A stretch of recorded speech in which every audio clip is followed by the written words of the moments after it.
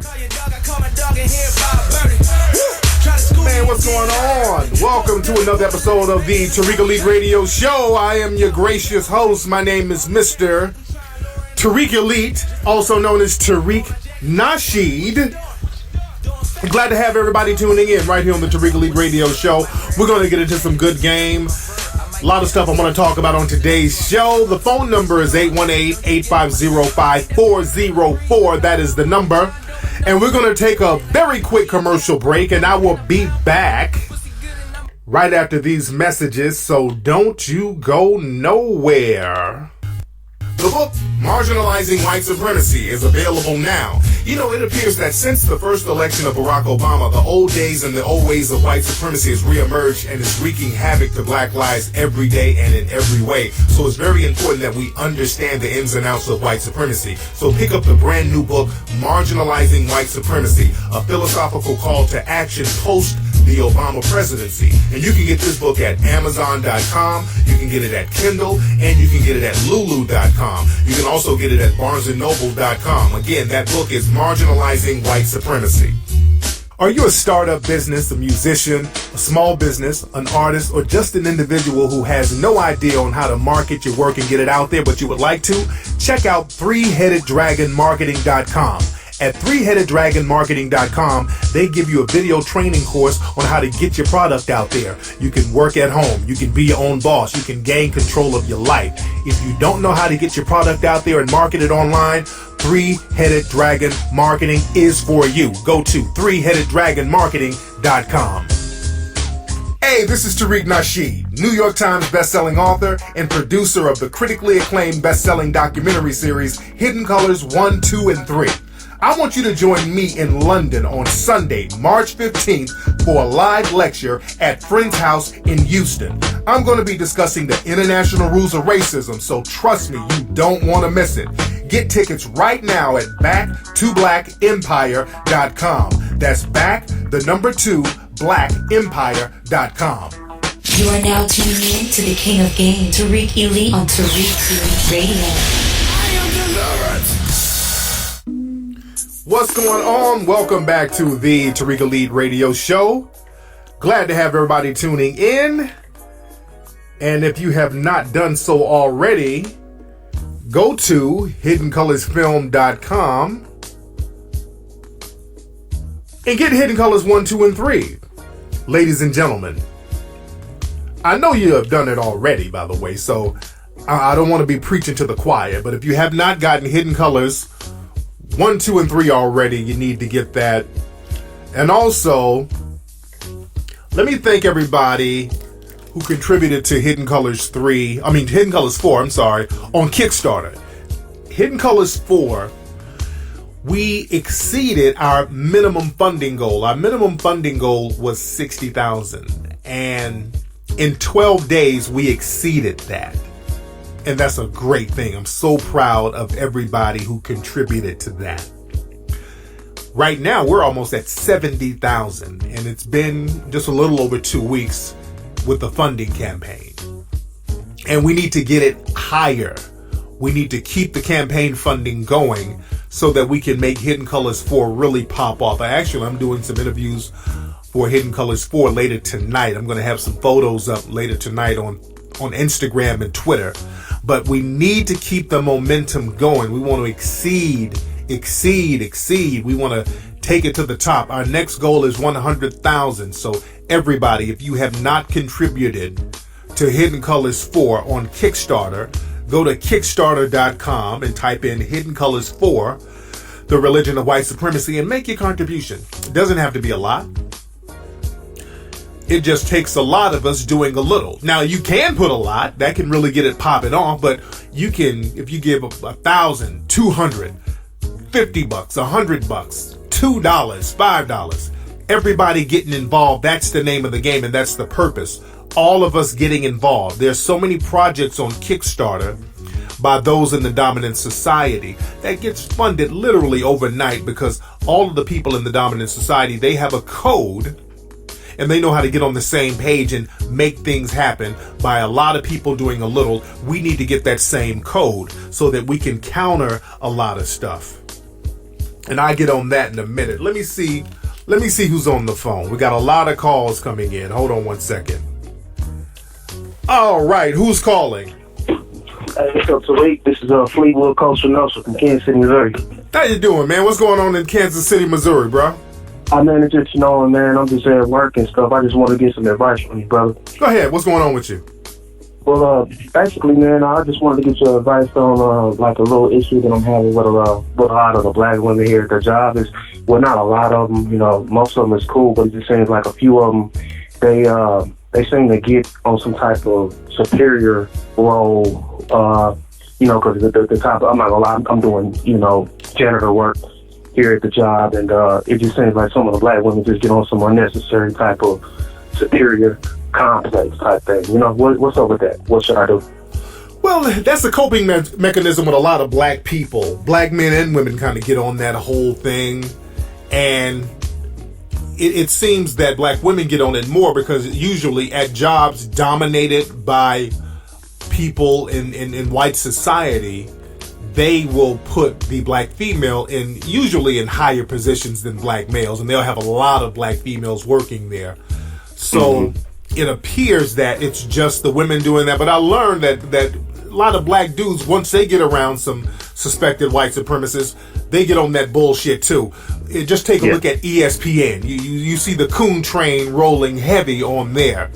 So I wouldn't say that it's a black female thing. It's a black person. Whenever a black person gets close or snuggles up under white supremacy, we have a tendency to get on that bullshit, thinking that we carved ourselves a little niche under white supremacy and they're going to look out for us. And that's a really big mistake that black people make.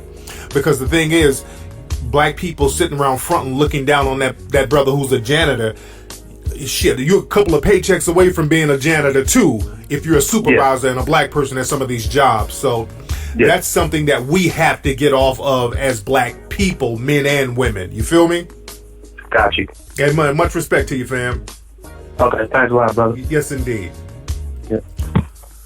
Yeah, we get real funny style when we get around suspected white supremacists. And I call them suspected white supremacists because usually they create positions where we are at conflict with each other at these jobs. When a lot of black people are working together, the white supremacists will orchestrate conflict. Real heavy stuff. Let me see who else is on the phone. A lot of calls coming in. What's up? Who's calling? What's going, Tariq? This is Jonathan. How's it going, man? What's up, Jonathan? How you doing? Where you calling from? Pretty good, man. Calling from Baton Rouge. Baton Rouge. What's going on down there, man?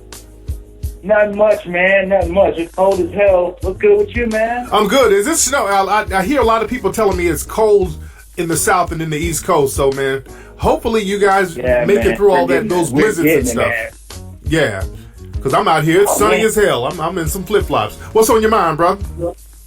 Yeah, man. Okay, so I just recently got the courage to follow my dream and pursue art.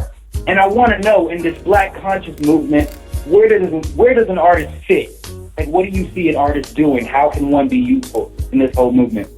Well, the thing is, as an artist, man, you want to be international. You want to market your stuff to an international audience. And I tell black people this all the time. A lot of times we think if we start a business or create something that we only have to sell it to black people or we only have to market it towards black people. And that's not a bad thing, but we shouldn't limit ourselves because, again, with a lot of people in our community, there's a heavy coon train presence. There's a lot of black folks in our community who've been poisoned by white supremacy, so they have this whole negative view of themselves and they see you in themselves. And a lot of times, black folks won't even buy a product if they know it's from another black person because they devalue blackness themselves. So what you have to do, you're going to have to start thinking internationally. Start looking to international markets to sell your stuff because that's the name of the game in business. You want to sell to any and everybody. Just like people who come into your community, like the Asians, the Arabs, and all these people, they'll sell anything to you. They're going to keep the money for themselves, but they're going to sell anything to anybody who will buy. And we got to get on that too. I think specifically I'm sorry to interrupt you, but I think specifically what I'm trying to get to is how do I help advance the culture using art? Like, do you know what I mean? Versus, making a profit is great.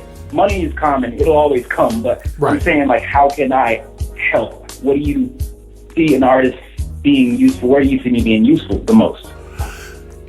It depends on what type of art you make. What kind of art do you have?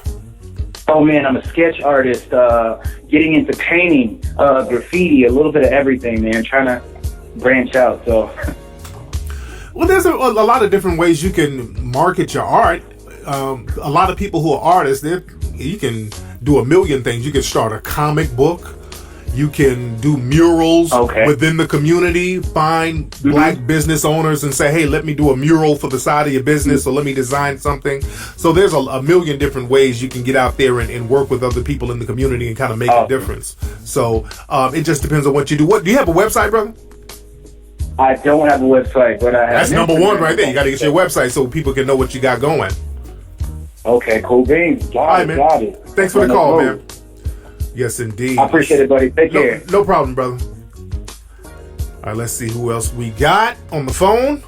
All right, what's up? Who's calling? What's up, Tariq? This is Joshua Jackson from Houston, Texas. There you go. What's going on in Houston, man? Man, just the same thing, man. Hot as hell. Yes, indeed. Yes, indeed. So what's on your mind? Mr. Nasheed, I had two questions for you. Go ahead.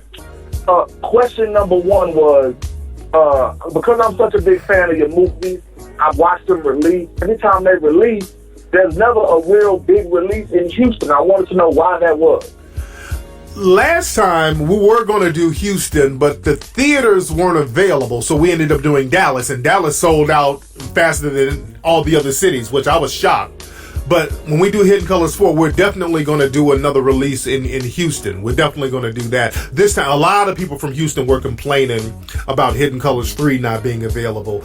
And again, we tried our main theaters that we use. And also in Houston, there's some other theaters that we wanted to go to, and they were cool at first until they found out what the film was about, and they were like, oh, hell no. They came up with 1,000,001 excuses. You know how they get down in Houston. Oh, yeah. White supremacy in Houston is real heavy. Yes, real indeed. Heavy. That's why, man, we black folks, we need our own theaters, man. We really need our own theaters, and we need black people to support them. And we got to get off that whole bootlegging thing so that industries like that can make paper.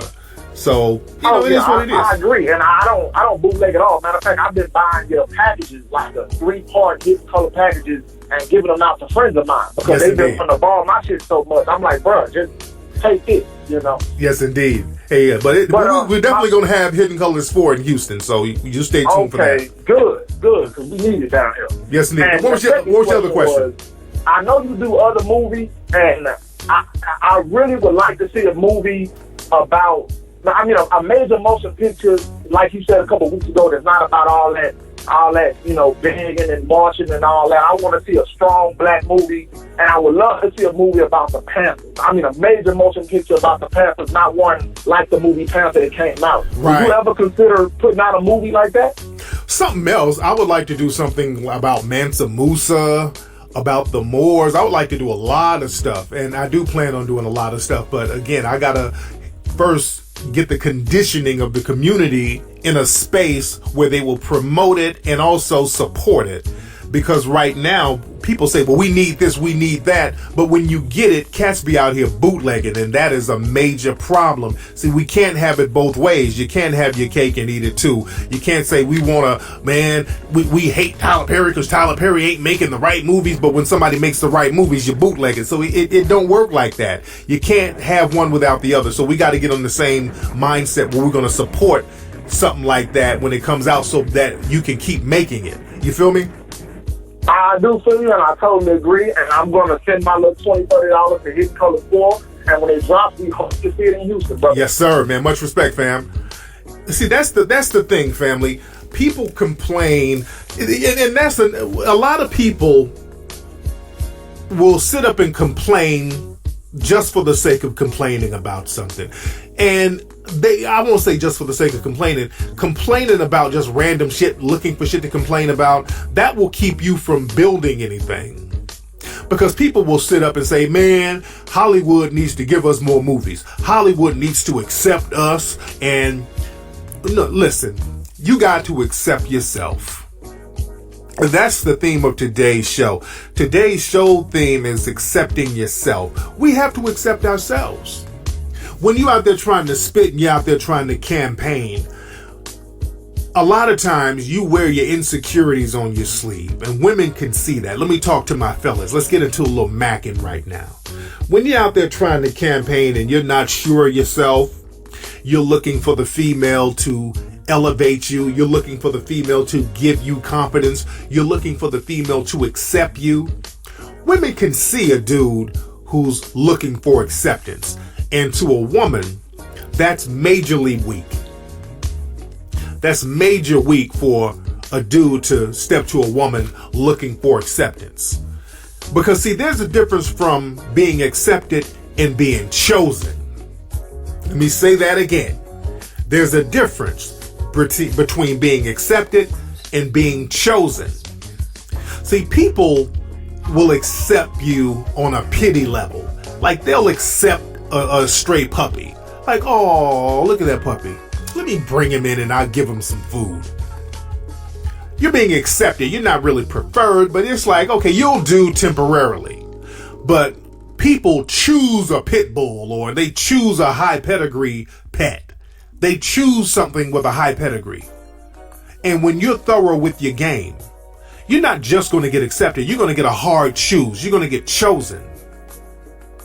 And being chosen goes a long way because now that puts you in a position of power. People have stepped to you because of something that you have because you've accepted yourself. Chosen people learn how to accept themselves. They're cool with themselves. They've empowered themselves. They said to themselves, I like me enough to build me up and elevate me up and become thorough so that now when people step to me, I don't worry about them accepting me. I've accepted myself. So now they have to just choose and get on the same plane I'm on. That's a position of power, and that's the position you want to be in.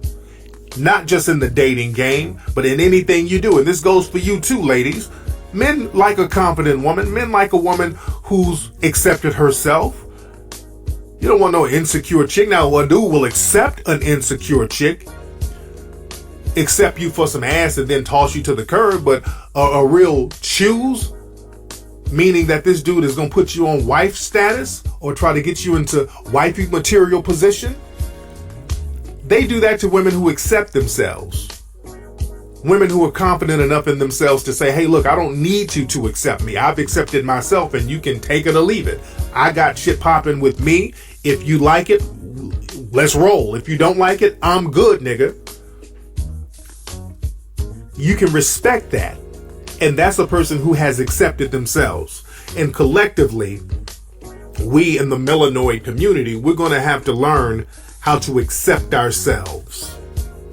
Because that's something that we do not do. And this is why we are exploited by other people. On my Instagram and Twitter, I've been putting up a lot of pictures. We've been promoting and campaigning for the Hidden Colors 4 Kickstarter. And I've been putting up a lot of funny memes.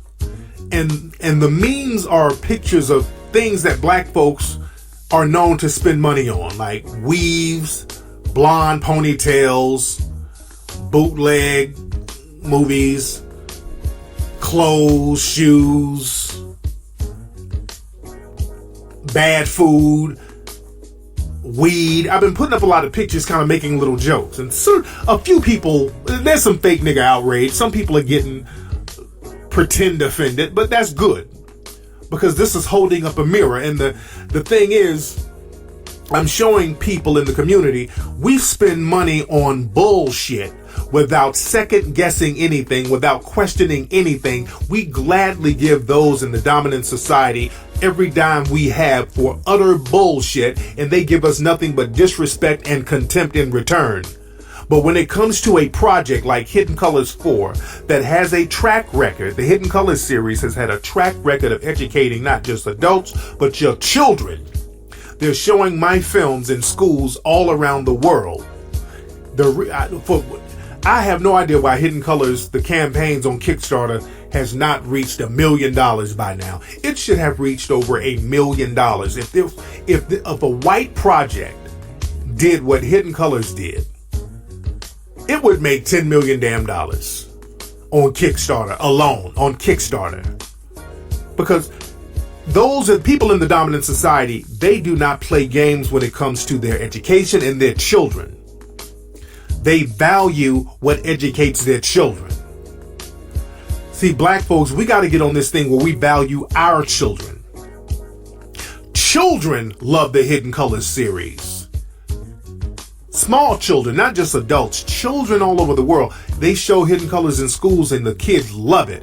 That alone should, everybody and their mom should be on Kickstarter right now, today, putting Hidden Colors for over $1 million in contributions. And I'm keeping it 110. If we spend our money on anything, that should be it. We got to stop playing games. And I don't care if people are offended because I'm posting up pictures of hair weaves and shoes and all that, because we got to stop wasting our money on nigger trinkets. We got to stop being the nigger trinket people and start valuing and accepting ourselves. Because again, there's a lot of black folks out here, because Hidden Colors has not been given the green light by anybody in the dominant white society. There's some black people who are still skeptical about even co-signing Hidden Colors. Let's just be real. Even though it's a very successful documentary series, because it has not been co-signed by those in the dominant white society, black people, there's some black people who's still on the plantation. They're still scared. And we're going to have to start valuing our children and valuing the type of education they have, and accept ourselves enough to support that, not just on Kickstarter, but when it comes out, and stop with the goddamn bootlegs. Because we need this media. This is our media. We need our media to counter the bullshit that's coming from those in the dominant society. Because the thing is, we get attacked daily by the dominant society. And the reason why they attack us is because they know that there's no counter to it. There's no counter to it. A lot of black folks are scared to counter them. That's why when that Exodus movie came out, when they were shitting on our history and the producers were coming out basically shitting on our history, look up that Exodus movie. If you notice, out of people in Hollywood, in the entertainment business, I was really one of the only, and I'm not saying this to brag, but unfortunately, I say this very unfortunately, I was one of the only people in the entertainment industry who would speak out against that. Because a lot of people were scared to speak out against it, because, you don't want to, I guess, mess your money up in Hollywood or whatever, but a lot of people were scared to speak out about it. A lot of people were scared to speak out against it. And that's a problem. If you Google Tariq Nasheed and Exodus movie, you'll see that I was one of the few people speaking out against that. And I'm glad the movie flopped, because it was very disrespectful the way they put that movie out. And the movie flopped. But we need to be able to counter some of the stuff that's going on. And that's what the Hidden Color series is for. It's to counter that. That's our version of CNN. Because, see, Geraldo Rivera, for those who don't know, the journalist, he just came out with some bullshit talking about how hip-hop is the cause of black problems and not racism. He said hip-hop is the problem of black issues and it's not racism. In the last 10 years, it's not racism. Hip-hop is the problem. And the thing is, when people say stuff like that, they know they're full of shit. That's why they don't have any real people on those shows to counter them. They don't have real people on like Fox News and all that to counter that. They get people on the coon train, people who they handpick, who's going to low-key co-sign them, or people whose mouthpiece is so weak they can overtalk them very fast. So the thing is, this is what the Hidden Colors series is for, to counter the people like Geraldo who come out talking about hip-hop is the problem in the black community and it does more damage in the black community more than racism. And I would tell Geraldo, hip-hop didn't cause jury nullification, which is what we have in the court system every day that's funneling black people into prisons. Hip hop didn't cause gentrification that the white supremacists are doing in the black neighborhoods all around the country. Hip hop didn't cause the shutting down of black schools. Hip hop, it didn't cause all white labor unions. And if that were the case, most people who listen to hip hop, 70% of the audience, they're white. So if hip hop is this big problem, how come it's not affecting white people then? What is it about black people that hip hop is making this big negative effect and it's not making the same effect on white people? See, these are the kind of questions we need to be able to ask people like Geraldo when they come out with their fuckery. And that's what the Hidden Colors series is for. But the thing is, a lot of us, what we'll do, we'll start begging these people in the media, oh, please stop talking bad about us. Please, can we show you how good we are? We're not all bad. Can you please accept us, please? And we spend time as melanoid people trying to put on this respectability cloak to get accepted. And the name of the game for the dominant society is to never accept you fully. It doesn't matter what you do. This whole hip hop is the problem. That's a con game. That is nothing but another con game so black people can start tap dancing and say, well, look, I'm not into hip hop. Can you accept me? Fuck 'em. Accept yourself. You got to accept yourself. This is accept yourself time, family. When you embrace the Hidden Colors series and support it, you're accepting yourself. When you educate your children, you're accepting yourself. And again, we get tossed bones. We beg for acceptance and we get tossed bones by the dominant society. We get a few crumbs and bones and we can't be content with that. For example, BET, they just ran a mini-series called Book of Negroes. It wasn't a bad mini-series.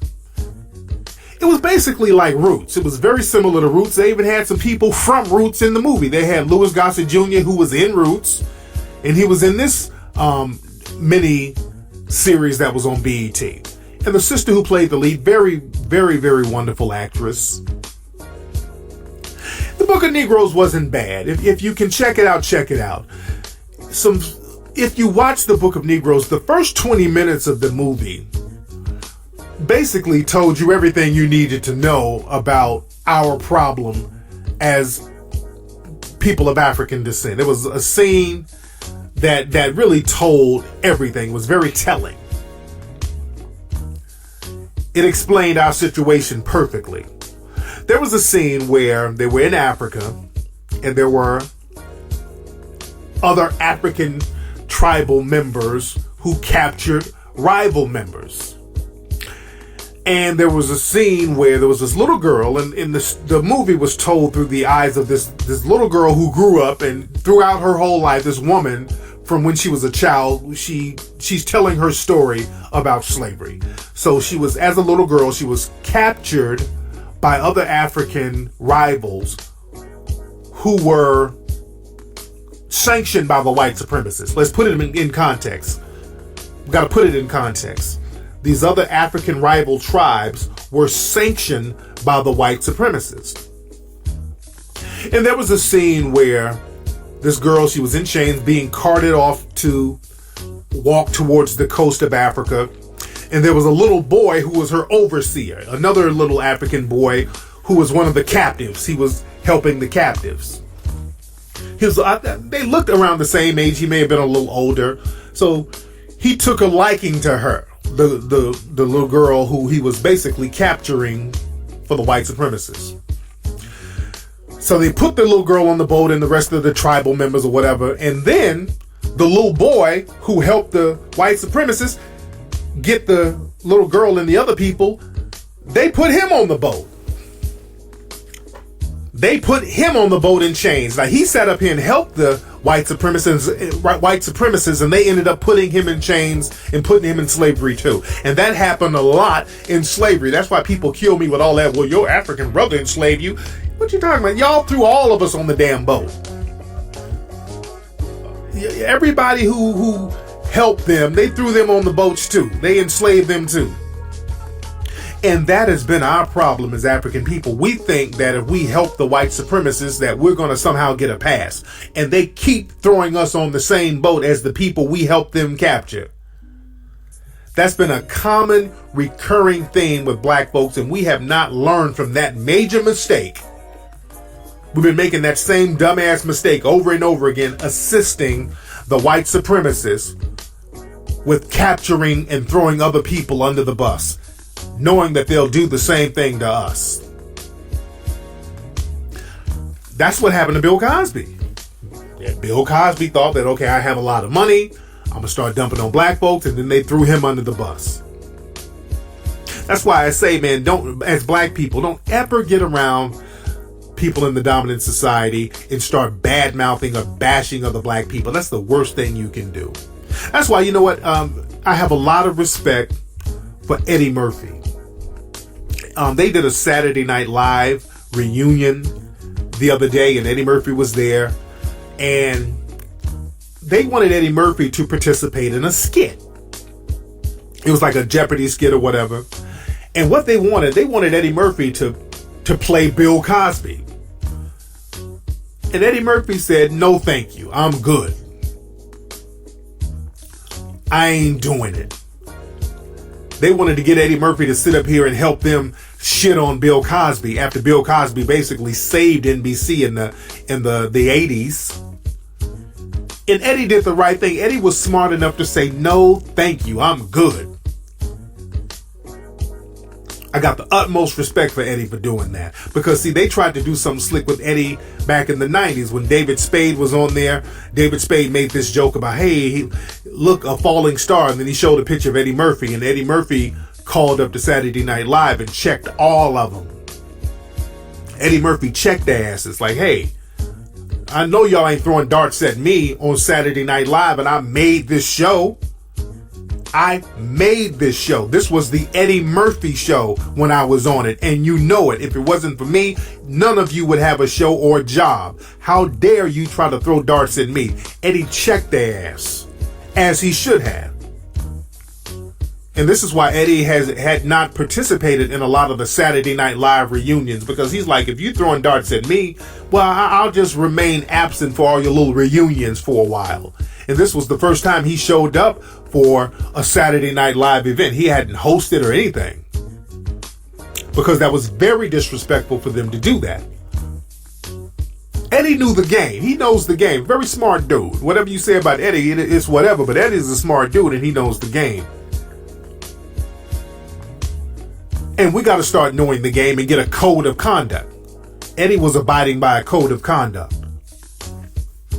There was another story that came out today. I want y'all to look this up. I saw it on mtvnews.com about the actress, comedian Monique. Now, Monique, y'all know that Monique won an Oscar for her role in the movie Precious, the Lee Daniels movie Precious. And in this article, Monique talked about being blackballed in Hollywood after her Oscar. Very interesting article. I want y'all to read this article after you listen to my show. But Monique said she got a call from Lee Daniels, and they were talking. And Lee Daniels informed Monique that she had been blackballed in Hollywood. And Monique was like, well, why? What did I do? Because Monique was supposed to, if you notice, Monique has not been in a lot of stuff since the Precious movie. Since she won that Oscar, she hasn't been in a lot of stuff. And Monique is a phenomenal actress and comedian. But Lee Daniel, and it's very interesting that he would kind of relay that message to Monique. So who's Lee Daniels talking to? You know, they're letting Lee Daniels in on a lot of information here, by the way. That didn't escape me. Because Lee Daniels is the dude right now with the show Empire, a very popular show. So Lee Daniel, he has movies like The Butler. So Lee Daniels is in there with that Hollywood crowd. So he informed Monique that, hey, Monique, they blackballed you out here. And she was like, well, why? What did I do? And he's basically talking in code like, well, you didn't play the game, Monique. And this is what they said in the article. In the article, they said that he told her that she didn't play the game. And she's like, what does that mean? And he just got off the phone and didn't say anything else about it. So that's very interesting that they would so-called blackball you for not playing the game. So what game are they talking about? Are they forcing people to coon? Because see, I've worked with Monique before, and Monique, she's not going to be buck dancing too heavy like that. Look, I got the utmost respect for Monique, because I think Monique is one of those people who will say, hey, look, there's certain things, I'm a comedian and y'all laugh and joke, but I'm not going to just be, I'm not going to just go to a point where I totally degrade myself. You know what I'm saying? I don't think Monique is that type of person. Look, when I worked with Monique on Charm School years ago, I think back in 06, 07, something like that. It was 06, 07. Y'all remember the Flavor of Love and all that stuff? That's when those shows were hot. That was the beginning of a lot of the ratchet reality shows where sisters on there fighting and all that. That was the beginning of that. So we were doing an episode of Charm School with the Flavor of Love girls, and they brought me in because I was promoting one of my books at the time. I don't know which one it was at the time, but I was promoting my books. And, the people at VH1, they called me real good people, by the way. Some of the execs, I was very, very cool with the execs, real good people. And they wanted me to come up there and just kind of teach the girls some game and some etiquette, some stuff from some of my books. So we went to this big mansion up in Encino, which is in the Valley area. Real big mansion, real nice place. They were doing the production, and huge mansion. And I think the girls were staying in some parts of the mansion, and Monique had a suite upstairs in the mansion, and there's just cameras and production crew all over the place. So we're there. I filmed my segment, and I was upstairs in Monique's room, and we were watching the playback of everything because there was a monitor in there. And I think the producers were encouraging the girls to fight, so the girls they were all fighting in the house and spitting on each other, just real ratchet. And the producers were just kind of looking at it on the monitor, kind of giggling, and they were just like high-fiving each other, basically. They were like, oh, this is great. And I remember Monique checked the shit out of them. Those producers, she was like, wait a minute. You know what? This ain't a good look. I don't like the way this shit is being portrayed. I don't like the way these sisters are being portrayed. I don't like the way these black women are looking. I don't like the way y'all making them look. Monique checked the hell out of them. And she's like, look, I'm not laughing. I ain't feeling it. Then there was an awkward silence, and, everybody proceeded to do what they did. But I had the utmost respect for Monique for checking them on that, because it was a bad look. And we were there to genuinely kind of, give the ladies some game to present themselves in a proper way. And I know that fighting and ratchetness is great TV, but we don't have anything to balance that out. So again, I got to see how Monique gets down, and she kind of stands up for herself, and she has a lot of dignity. So as a black person in Hollywood, they kind of want you to compromise your dignity to a certain degree. So if that is true, that she was blacklisted, that's a very unfortunate thing. This is why we have to create our own media. We have to create our own networks. We have to create our own films, our own documentary, and that's what we're doing with the Hidden Colors series. And when we do it, family, we need brothers and sisters in the community like you to continue to support it. Everybody, if you're on the computer right now, which you should be, go to Kickstarter.com and contribute to Hidden Colors for today. Let's get that thing up to $100,000 today. We're at about $70,000 now. We can get it up to $100,000 today. Playtime is over. We need our own media. We got to get it popping. We got to do it for our families. We got to do it for our children, because we got to give our kids that game. And speaking of games, shout out to my new son. Me and Peanut, we had a new son this Sunday. We had a son this Sunday. Our son, his name is Asir, Asir. Isn't that a cute name? That's a powerful name. That's an African name. West African name. It means preferred one.